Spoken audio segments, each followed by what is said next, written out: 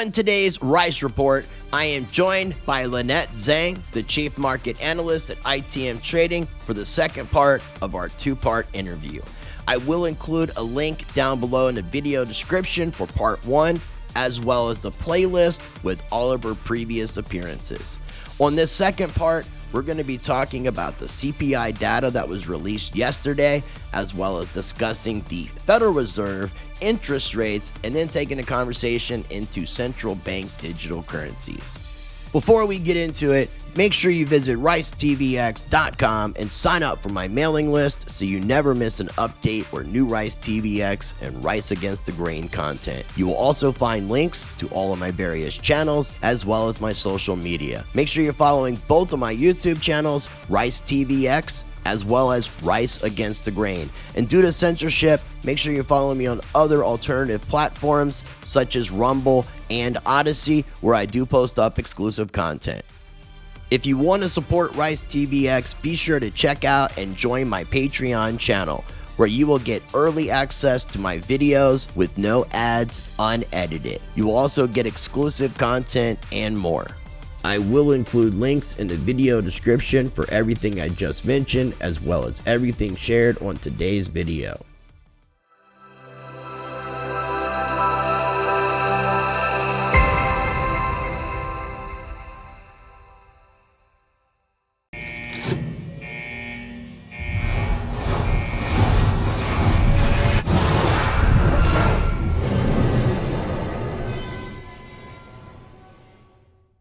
All right, ladies and gentlemen, joining me once again is Lynette Zang from ITM Trading.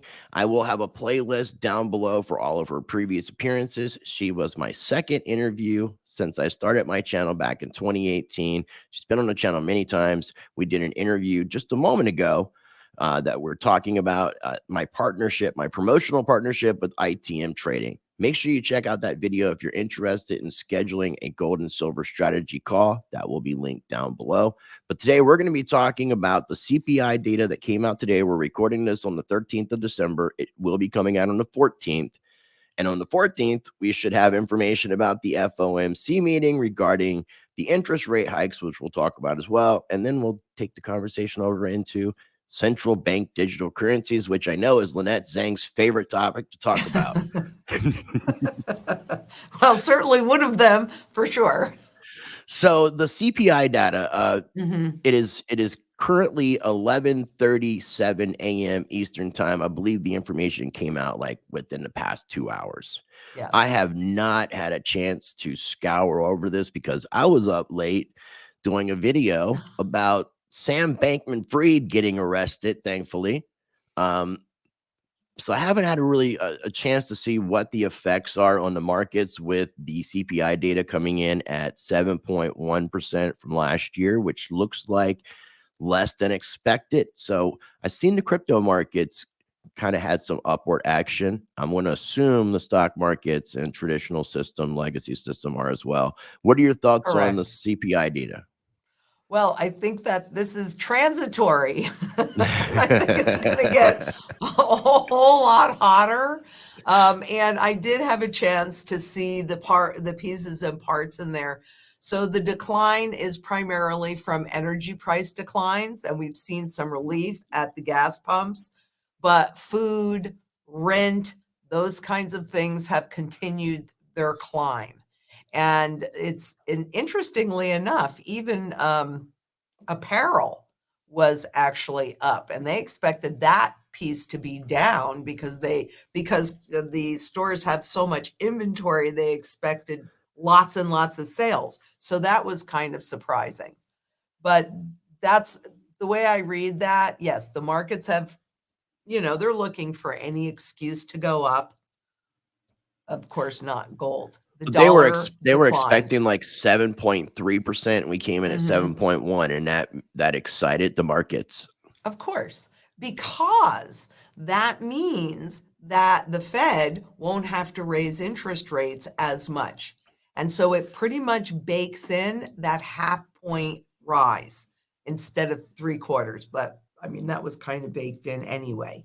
But you're talking about the 50 basis point rate hike that's supposed to take place potentially on the tomorrow. well, it's going to take place on the 14th. We're expecting a 50 basis point rate hike, and yeah, because I definitely want to get into that, but I think the market was already expecting that, and I don't even think that if the CPI would have came in higher, I don't think that they would have gone over 50 basis points, just considering the Correct. pressure that's being put on the rest of the world, because that's the other problem is our ally nations are being affected by this. I mean, look at Great Britain, obviously. I mean, Yes, that's a good example.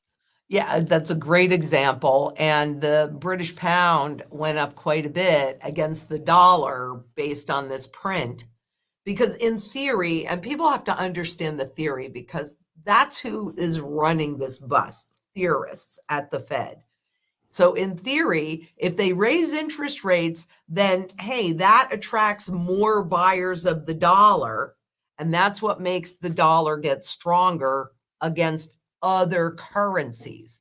Right. However, when you go to the grocery store, yeah, your dollar is not stronger. It's actually a lot weaker. So don't be fooled by that strong or weak dollar rhetoric. The real trend is that loss of purchasing power, which, the higher the inflation, it's still at 7.1% according to their figures. I bet if we check shadow stats, it'd be probably about double that in reality. Is that shadowstats.com? I believe it is. I'm going to double check and pull it up because I thought I had pulled this up before, but I go ahead and do a screen share if I can get the information. Yeah. Government, shadow government statistics, John Williams, or is it something else? Yes. Okay. Nope, that'd be it. All right. I have it in one browser. It's going to And copy it. he was the person that helped create the index back in the 80s. So he worked for the government? Yes. So when he tracks it and he tells you what the inflation is, it really is based upon the original basket. So it's a much more accurate read than how they take things out, hedonics. Oh, you can't afford steak, you'll buy hot dogs, etc. But this is still based on the Where are the charts? Is it is it context index, alternative data, money supply, inflation, CPI calculator? What should I pull up? There you go. I don't know. Pull something up. This pulls them all There up, you which go. is good. Okay. Pulls it all up. It definitely does. And I will share this in the video description because I think this is important for people to be looking at. Try to get a gauge of what the actual numbers Right. are. I was listening to I've been listening to so many different content creators and journalists recently. It was something in regards to China and us becoming our CPI information, something to do with our services versus what we're producing or Right. It's the is out. services are up, inflation. So people, because, that's that in services, you'd be based on salaries, right? Or incomes. Okay. So if corporations have to pay more, or if you have to pay more when you buy the services, so it's the goods that are deflating and the services that continue to inflate. That makes sense. That makes sense. Okay, so by the time this video comes out, we should have the FOMC meeting. Do you know if it's 2 or 4 o'clock that they make the announcement? Do you remember offhand? I don't remember offhand. It's somewhere around there, but the meeting's taking place today and tomorrow. Tomorrow is when the information will be released about the rate hike. So you're pretty much on the side that we're definitely going to be seeing a 50 basis rate hike, 50 basis points. Yes, but see, now you should ask me, do I care? No, I know you don't care. I know you don't care. But I have to ask you what you think will happen. Because it's theater, right? And I mean, they may spend 2 minutes on policy and 8 hours on how they're going to spin it. Right. Right? Because it's all about their job really is perception management. I believe it was Kissinger that said it's not what's true that matters, it's what is perceived to be true that matters. Perception is reality. Exactly. It's the basis of psychology. So Exactly. going into the next meeting in 2023 is going to be the last day of January, first day of February, and then we have March 21st and 22nd. What are you anticipating is going to take place with those two meetings regarding rate hikes? Do you think we'll get another 50 basis point and then stop? Do you think we'll get two more? What are you anticipating? I know it's all show and All games. right. So what they're trying to do is generate a soft landing, but the reality is historically in order to really, okay, I'm going to say this and then I'm going to explain what I really think. Okay. So in order to control inflation, they have to raise the interest rate above the rate of inflation. So even at 5%, if we're at 7% inflation, not going to do it, right? So they actually have to go above the rate of inflation. And what they're trying to do is bring at least the inflation read down as they're slowly raising those rates. And if they can pull it off, this is the soft landing, which has never been accomplished before in the history of mankind. But hey, these guys have gotten it so right. I'm sure they're going to be able to do it this time. I'm being completely facetious. I know you are. Okay. So what they're seeing is they're trying to get inflation down to about 3.5%, and then by raising the rates half a basis, 50 basis points, et cetera, be it maybe about 4.5.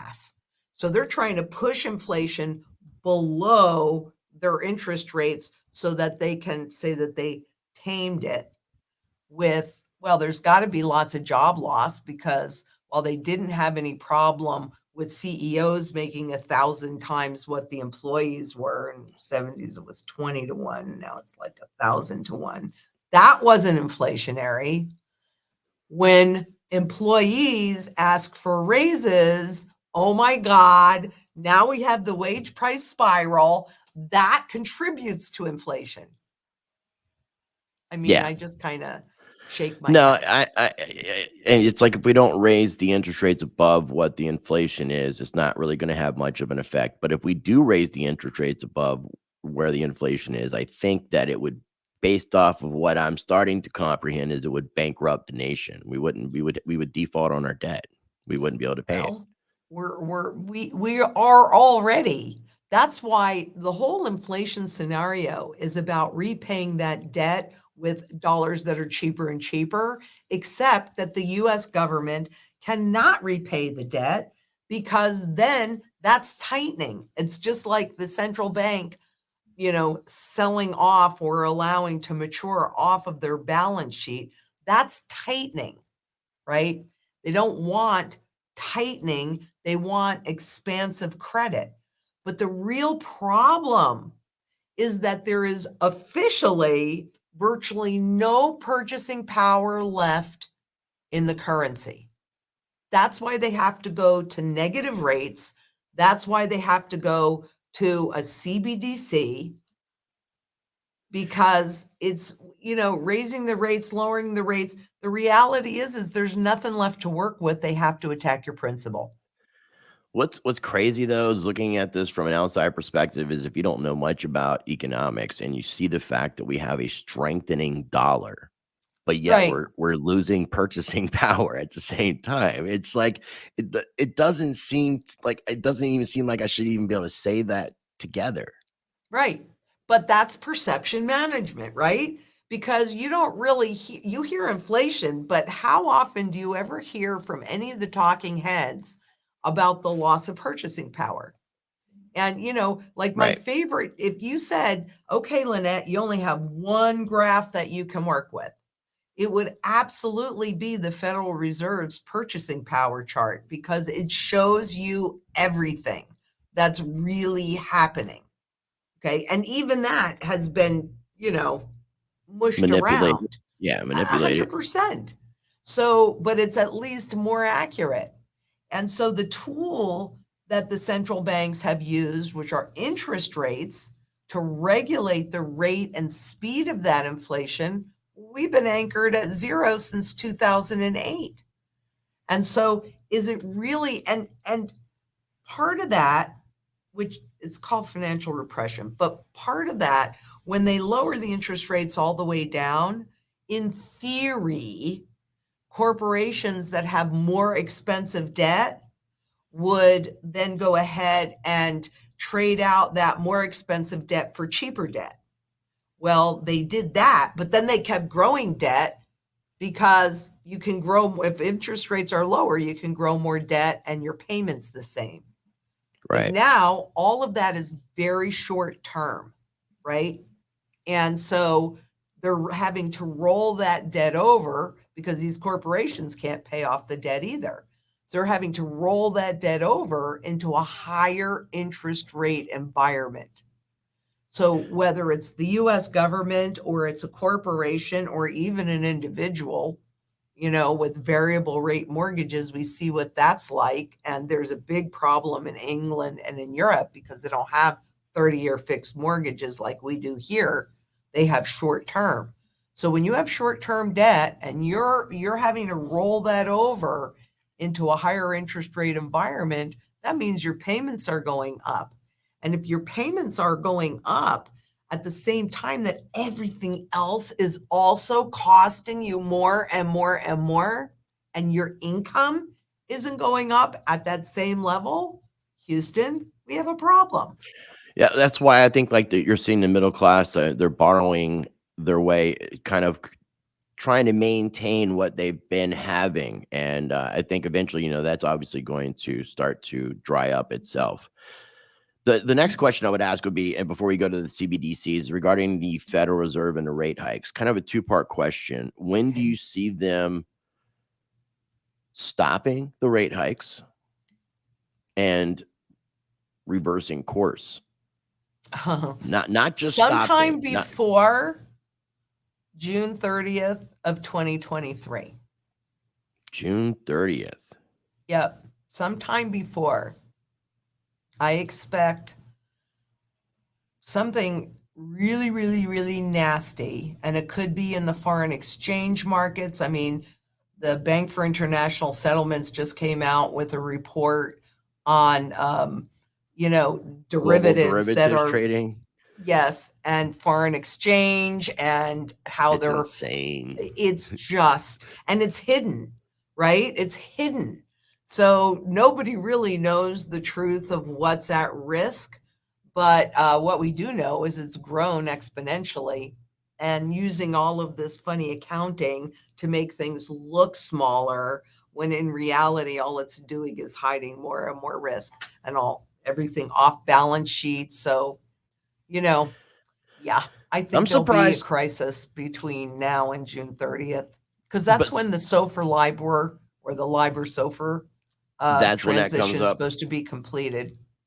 Okay. And so the June 30, before June 30th, 2023 is when you see a reversing of course or Yep. stopping. What about, A what about, reversing, of course, because I think there's going to be a pretty substantial crisis between now and then. And what so, about yeah, them? reversing. What Sorry. about stopping the rate hikes? Do you think that they'll do that in the, uh, do you think they'll raise 50 basis points in January, February, and then maybe stop in March potentially? Or it's kind of hard to Yeah, tell or at this they can point? go, it's very hard to tell, at this point. If they can make inflation appear lower, then maybe they'll go to 25 basis points. But I know that they have to get it above the rate of inflation. And the reality is they have to get it above the true rate of inflation. But frankly, even if they do, it doesn't matter. We're at the end of this currency's life cycle.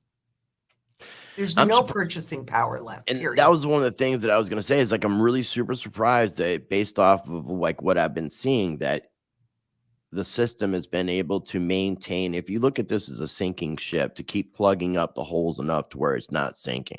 And You it's know like why? they're doing that to try to wait till they can get the CBDC fully intact. Is that why?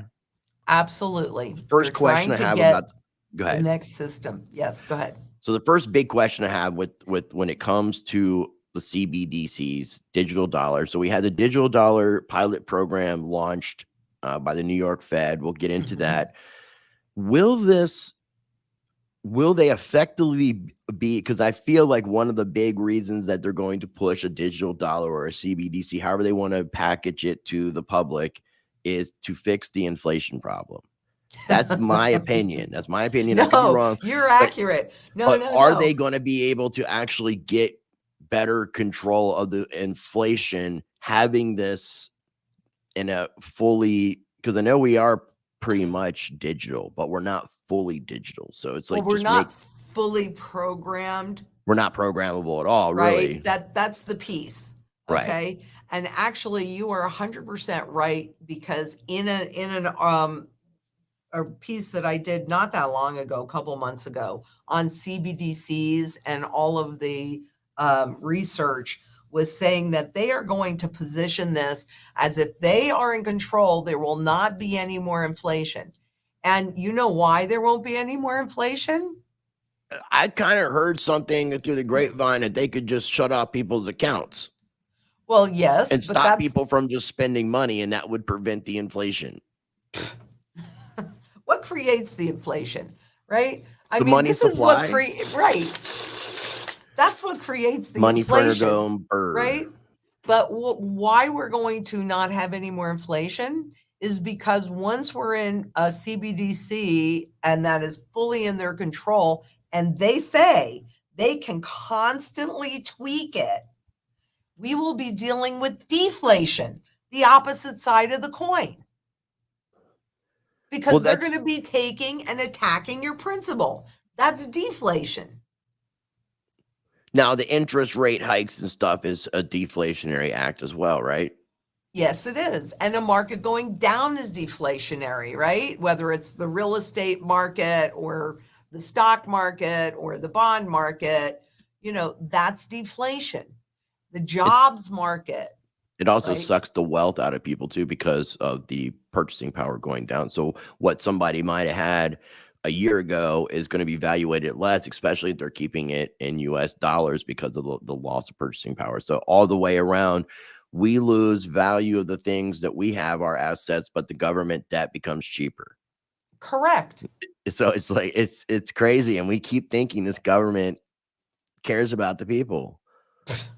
Well, I don't know who thinks that.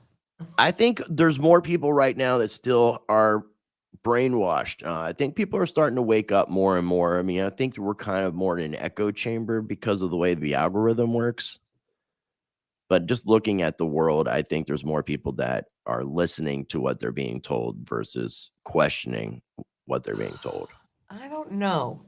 We are seeing a rise in protests, a rise in people coming together. I mean, look what just happened in China, Yeah, right? but they're not They trying to came cover that. together.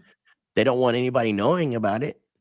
Well, but I mean, the bottom line is people were protesting from Yeah, all these lockdowns, and they changed policy. I would agree that I think more so around the world because they're feeling this a lot worse than we are. Yes, And then by the time we start feeling it, they don't want us to do what's happening in China and other nations. So they're suppressing that information from the media. So they think everybody's yes, okay. Nobody's yes. complaining. Nobody's bitching. All's good. Well, and hey, if you drive around, like when I drive around Phoenix and I see all of the construction that's underway, if I wasn't doing this job, I'd think everything was okay, Right. right? So, but that's all. But then again, number one, all of those buildings have been in planning for years. And number two, once they go ahead and they take on that debt, then they convert it into products and sell it back to you for pension plans and 401k plans and things like that. So the people that are really at risk are us, that we're the ones that are really at risk. I agree 100%. I agree. And what are your thoughts when it comes to the New York Fed with this pilot program for the digital dollar and using the term digital dollar in all the mainstream verbiage versus using CBDC? Dollar, right? Nothing has changed. It was still a dollar in September of 1971. Right. So it seemed like nothing had changed, when in reality, everything has changed. And if you read what they say, it's not going to look like it. But now, wouldn't it be great to use this next crisis to insert digital dollars? Just give everybody a whole bunch of digital dollars. Go out and spend it, right? Free money. And you're going to think, isn't that great? Look at how they're taking care of me. They're taking care of you. How do you catch a wild hog, right? You lull them into a false sense of security, and then boom, you close that gate and you got them. And that's exactly the way they're going to do this now. Well, what's interesting too is if you go to the New York Fed's website and you start looking at the information, you'll see CBDC being utilized as far as the terminology is. I'm just not seeing it when they're reporting about digital dollar, the whole pilot. So they're trying to really get the mainstream media or the mainstream people to think about this in terms of dollar and not CBDC, because I think kind of the word is getting out about CBDCs and how they're not going to be positive necessarily for the people. They'll be positive for the government having that control.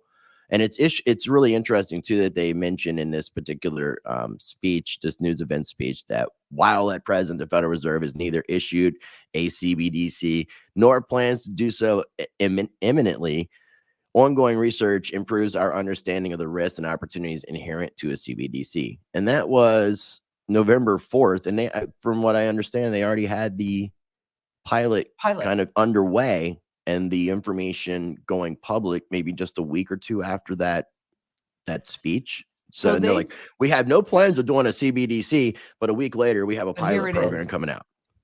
But no plans. Yeah. No plans. We don't. No plans, but we're doing it. But we don't want you to know it. So here, it's the digital dollar. The dollar. Right. Now, if anybody's watching this, one of the things that I've been trying to do some research on and find out is what distributed ledger technology they're using. I know they're not going to be using a specific blockchain in regards to like an open blockchain, like Ethereum or something like that. So if anybody knows, I've been trying to do some research. Please comment down below in the video because I'd like to know. And then I'll share information about Project Cedar as well, which was information that came out from the New York Fed as well in regards to the cross-border payments, which seems like Fed now. So I don't understand why they have all these different projects, all these different things, but yet Fed now seems to be the thing. So are all these things like precursors? It's a misdirection. It's a misdirection. You know, I mean, that's really what all of this is about.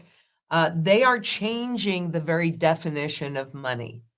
And that's what really makes me personally very nervous, because it used to be a tool of measure, a medium of exchange, a short-term store of value to make sure you were fairly paid, and a long-term store of value so that whenever you used that money, you were fairly paid for your labor. Well, they eliminated the fourth one. I don't know. I couldn't figure out when exactly they did that, but at least it's more honest because everybody knows the dollar is going to buy less and less and less over time. But once they put the CBDC in place, then they actually did in this report, they eliminated the second one too, or the third one rather, being fairly paid for your labor today, because your paycheck would immediately go into an account that was charging negative rates. Not good. No, not good. So money, the new money, is simply a tool of measure and a tool of barter. And by the way, in this, the tool of barter, that's how money is justified to be created. I want to buy that, they'll create the money for that. Well, if that's true, tell me how much value it has if it can be created that easily. Yeah, and I think that's part of what's pissing off the rest of the world. Yeah, I would definitely be pissed. But they're all going to it. Now, I do like the fact that we do have politicians that are trying to stand up against things like this. So there is U.S. Senator James Lankford. He's a Republican from Oklahoma. He introduced a bill called No Digital Dollar Act. It's a bill that's aimed at prohibiting the U.S. Treasury and the Federal Reserve from interfering with Americans using paper currency if a digital currency is adopted, and makes certain individuals can maintain. And I think they had a mistype there. Can maintain privacy over their transactions using cash and coins. So I'm glad to know that we do have politicians out there that are trying to fight against going completely digital and getting rid of cash entirely. And we need to support individuals like that. And I don't know how you feel about this, Lynette, but I feel like all of us should be communicating to our so-called public servants that are supposed to be our constituents representing our vote in DC, and communicate to them about how we feel about these things. Because if we don't, in my opinion, we're going to get the CBDC that we don't want. Yeah, I think we're going to probably it's coming regardless. But, on that one piece, if you look at the Biz Money Flower, there is a teeny place for cash. So they know that just taking cash away from the public would alert us to know that there's something going on, right? So rather what they're talking about doing with the cash component, so here you go, bypass that law, is putting a chip in there that matches the negative rates being charged at the bank, so that when you go to use it, it'll ring up, let's say you're using $1, it might, you go to use it at the store, maybe you'll only get credit for 80 cents or whatever that's going to be, so that you cannot eliminate the negative rates by going to cash. The other thing I was going to share with you was this website. I don't know if you've seen it. And I'm sure that I haven't. I'm sure there's several different websites that have this kind of information, but this is a central bank digital currency tracker, and it gives information about nations that are looking at adding it or have canceled it. So there are a few that have actually canceled, and it gives everything by color code chart. So there's 11 that have launched, and you can click on each one and it'll show you. But like the way the 11 work, you have the Bahamas, which then you also have Jamaica. You also have Nigeria.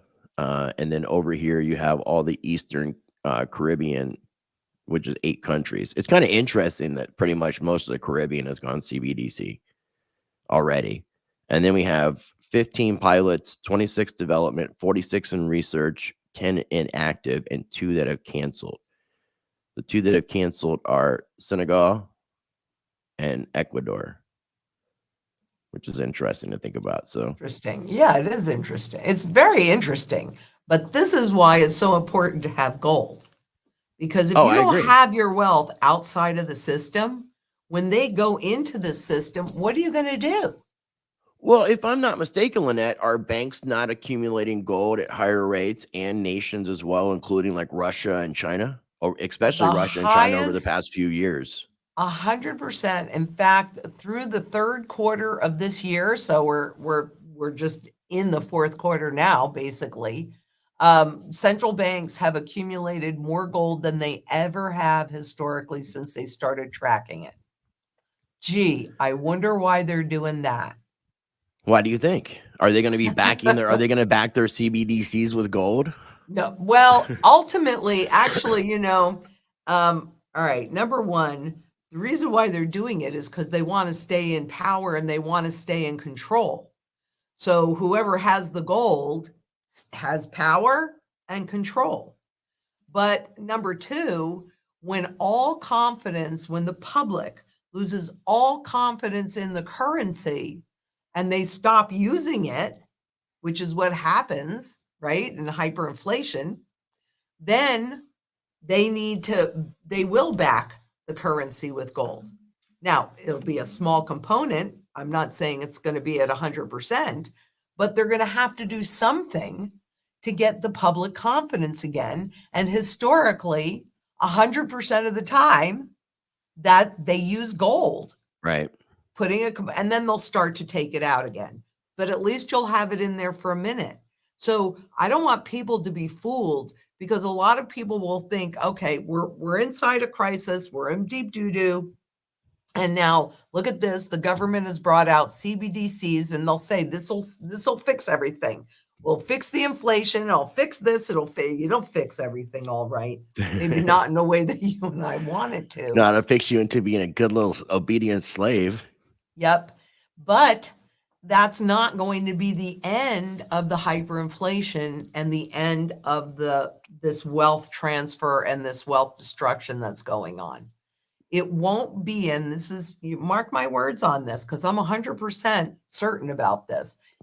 We will not be at the end of this piece until there is a component of gold in the new currency. That's when you and I will know, all right, this garbage is over. Before like a true reset, you think? No, it'll happen after the reset. Okay. It has to, because they have to burn off all of this debt. Right. Well, and I know that you're a big fan of if you don't hold it, you don't own it. Oh, yes. Now, I believe I coined that. I did you trademark it? I don't know. You might want to make sure you got a trademark. I don't know. I think we did did we look at that? Yeah, I know that we've talked about it anyway. Yeah, no, I mean, it's something that you said for quite some time. And Oh, so yes. and I know a lot of people that are into precious metals with the concept of not being able to hold cryptocurrency physically is kind of a disconnect. You can have possession of your private keys, which gives you complete control, and that is a physical device that you can use it, in that sense. But knowing the dangers of CBDC, knowing the programmability aspect, let's use Bitcoin as an opposite example, because I think that they're two ends of the spectrum. They're both digital, but one is decentralized, immutable, not being able to be controlled by nation states, and the other is quite the opposite: programmable, mutable, censorable. Whereas I will Bitcoin tell you, censorship resistant. But I'd like you to get your thoughts. Go ahead. You'll well, tell me. number one, inside of the documents that I was researching on the CBDCs, they are going to sell it as decentralized. The CBDCs. That won't be CBDCs. true, but yes, they are going to sell this as being decentralized, because that's a big buzzword Well, that's used in the crypto. decentralization is such a funny word because there's so many different degrees to it, and there's no absolute.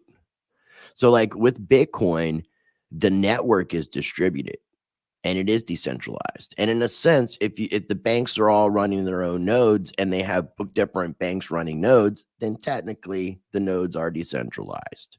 But yet there's a central authority that's controlling it. So even in the instance of Bitcoin, you have a group of developers who get to choose what coding improvements take place. So it's not as if anybody in the world can do that, because the actual developers may not accept the proposal, and that's where you get sometimes these hard forks taking place of the technologies, which is a completely another conversation. But I look at Bitcoin as being, I still look at it as being that lifeboat. I think that people are going to realize that, and with it being open source, because this is one of the big arguments that people have, and this is one of the things I really like to explain. With it being open source and you being able to audit the entire code, there are plenty of people, and I'm not a coder myself, but there are plenty of individuals who have scoured this code since the existence of this project, and there are no backdoors. There's no way for a government to just pull your Bitcoin. They can prevent you from using your Bitcoin. They can prevent off ramps and all that, but they can't prevent peer to peer, which was the power of what it was created for. So when you see the dangers of the programmability of CBDCs, how does that make you feel about something like Bitcoin specifically? Well, I've been watching Bitcoin for a very, very long time, and they do have 16%. And you might know this better, but I think if I remember correctly, 16% of American adults have used some form of cryptocurrency in some way. So they have a level of adoption way higher than the level of adoption on gold. Yeah. I'm just not really sure who's going to survive this mess, I would prefer Bitcoin over cryptocurrencies. I mean, over CBDCs for sure. But I still have a wait and see attitude on this. This battle is not over. I know. And of course, they're going to use FTX to put in all sorts of regulations, et cetera, et cetera. And FTX, of course, was an exchange. It's not a cryptocurrency. So are you saying, because I would love to hear this come out of your mouth directly, and you can repeat it if it's correct. Are you saying that what happened with FTX isn't necessarily something that is you can blame Bitcoin, cryptocurrency, blockchain technology? I wouldn't blame what happened at FTX on any of that. Okay. No, that's a different. That's a human error. That is a big human error. That was kind of allowed to happen, but yeah, that was a big human error. But they are going to utilize that to put in all sorts of regulations. No, I agree. And I still think there's more fallout to take place. And I still think, in regards to the exposure, it's interesting what you said about basically kind of like almost Sam Bankman-Fried and FTX kind of getting a hall pass. Sam Bankman-Fried was supposed to speak at the House, I got to make sure I'm saying it, House Committee of Financial Services with Maxine Waters. I'm glad I can remember all this stuff. That's good. It was supposed to be a hearing today. Now, a lot of people were questioning Maxine Waters because she has accepted donations in the past from Sam Bankman-Fried, as well as a lot of different individuals in the Democratic Party. Well, yesterday, after Sam Bankman-Fried said he was going to speak, testify, or whatever they call it, remotely, and then his attorneys advised him not to do it. And I guess it was kind of they caught wind that he wasn't. In the meantime, apparently there were some additional investigations being done, and I think it was the Southern District of New York's Attorney General who put out a sealed indictment to the Bahamian authorities who arrested and detained him. He's not going to be speaking at the meeting today, and a lot of people are questioning the timing because I think that the actual people who are trying to see law be served here don't want him to speak in front of that hearing because of the people that are involved. Because I think that you're going to see a lot of other people go down with this as well. Oh, I'm sure. And including government officials. I was just going to say that because, he was under George Soros in donations to government officials. They say number two. Yes, number two. And you know what I also think is really interesting is that some of the government officials that received his donations in an effort to separate themselves from it are donating those donations to charities. Well, why wouldn't you give those donations back so they could go to the victims? To the people who lost money. Yeah. Yeah. I haven't heard, and I was listening to it before we came on here. So I was listening to the committee meeting, and not, at least up to that point, not one person brought that up. Interesting. I think isn't that interesting? Why would you donate the money that was illegally gotten from consumers? Why would you donate that to a charity? Why wouldn't you give it back so that it could be distributed to those that were harmed? No, I agree, because there's a lot of individuals that were defrauded, unfortunately. I mean, and this thing goes deep because there's criminal charges that can be brought up against FTX in regards to projects that were screwed over due to manipulation, counterfeiting coins, and things to that effect, driving down coin price values and destroying projects.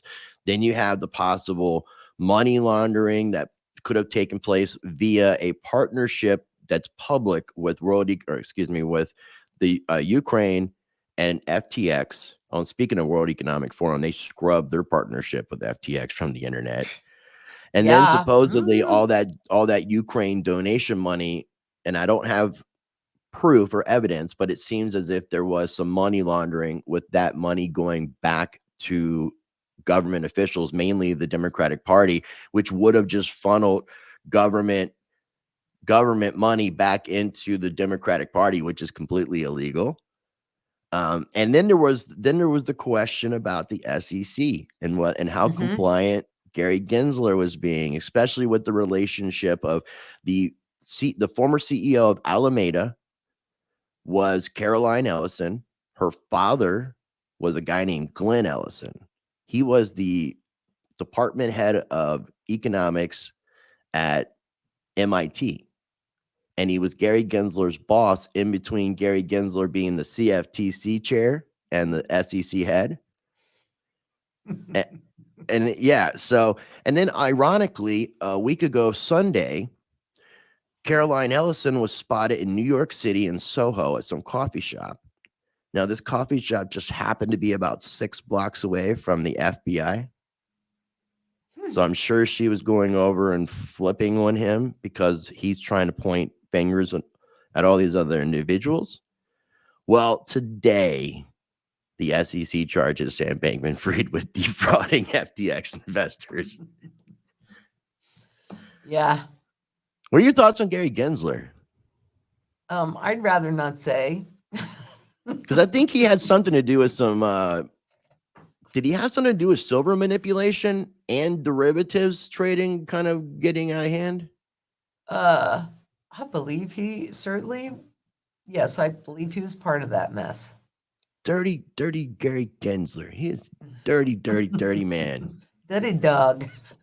I can't wait to see a lot of this come to light. It's so sickening to see how corrupt these individuals are and how much they're able to get away with. I'm surprised that Gary Gensler hasn't been arrested. Well, if you have connections, and I don't know how much we're really going to see come to light. I mean, we're going to see a lot because it'll be this like has to be Ghislaine a big Maxwell's show. trial. Right. You won't get any information. You won't get any information. You won't get any information. You'll get some information because they've got to feed the beast. But, the real information, no, you're not going to get that. No, and then even if they were to give them any of those individuals, because obviously it's not just Sam Bankman-Fried, but if they were to give any of them significant amount of time, they're not going to serve nowhere near that amount of time. Right. Once it kind of gets out of the circulation of news events and people start to forget about it, he'll be back out on some beach somewhere, maybe not Bahamas, but back on some beach somewhere. Well, but they always need somebody to take the fall. Right? Yeah. And heap it on because this is too dirty. This is real deep. This is real deep. Exactly. So, somebody's going to have to take the fall for this. And I really do hope that we have some people in the legal system that are not corrupt, that really are going to make sure that justice is being served here, because it's a huge travesty. When people compared it to Bernie Madoff and what he did, but he turned himself in, if I'm not mistaken. Well, after he got caught. Yeah, but he turned Sam Bankman-Fried got caught. He didn't turn himself in. Right. And then the Enron cleanup guy came in there and he said that the FTX situation looks completely worse than Enron as far as like the way that they did their accounting and kept records. It's insane. Yeah, I think they said that they used what is that, like small business software accounting tool? Hey, I can't just like some basic stuff that most people just can use. Yeah, no, I even Caroline Ellison, who's supposed to have some math degree, said that she didn't use any of her math skills in her job, which is absolutely insane. But again, I really appreciate your time. I want to be respectful of your time because it is time to get ready to wrap things up, and I've got a crazy day going on today. I'm going to have links for ITM Trading's YouTube channel, as well as Beyond Gold and Silver, the sister channel to ITM Trading. And then I will have links for my particular affiliate link for you guys to sign up, call, and schedule a strategy call with ITM Trading. Again, make sure you check out that first part of the interview that we did today. That's going to be covering all of my partnership and how you guys can take advantage and support the channel at the same time. But before we Yep. wrap up, Lynette, you got any final thoughts, anything that you want to add to today's conversation? Yes, there is one more thing that I want to bring up, even though we're not going to have time to talk about it. And that was what's happening in Russia recently, where they talked about potentially being the first strike in a nuclear war, which most countries are not first strike. And Russia wasn't first strike. So war is something that always accompanies a regime shift, and that could take us into World War III. Sorry. No, I mean, that's Sorry to bring that up at the end, but that's like, I mean, like, no, I mean, they kind of covered, like, sort of, but oh no, they wouldn't really do that. But Putin came 20 out and he basically said that first around strike. 2019, 2020, when I was, seeing, especially, I would say more so April, May 2020, when I started seeing what was happening to our financial system beyond 2008, because we seen March of 2020, I started thinking war is around the corner, because Yep, every time you see a situation where countries get in this kind of a economic turmoil situation, we end up having the warmongers come out. And that seems, and I don't understand why it does, but it seems to big stimulate distraction. economies. Right. Well, because now you've got to ramp up manufacturing. So it does stimulate economies. And it's also justification for money printing. It's justification for a lot of stuff. So that's why you see that. And it's a huge distraction. It is. It is. It Well, is. again, we're recording this on the 13th of December. It'll be released on the 14th. I want to wish everybody happy holidays. I want to wish Lynette Zang happy holidays, because I probably won't be To talking you to her until too. next year. So, again, I really appreciate your time. If you can just bear with me real quick, just going to do the wrap up. So, ladies and gentlemen, again, make sure you're checking out part 1, all about my promotional partnership with ITM Trading and how you can support Rice TVX. That would be greatly appreciated. Check out the playlist with all of Lynette Zang's previous appearances. Make sure you're subscribed to both of the channels that she is on. That is ITM Trading and Beyond Gold and Silver. Make sure you're subscribed to both of my YouTube channels, Rice TVX and Rice Against the Grain. And before we wrap up, I'm going to leave you with this. I encourage you, as always, be a blessing to others. Treat people how you want to be treated. Be the glitch you want to see in the matrix. Be the change you want to see in this world. And until next time, practice change.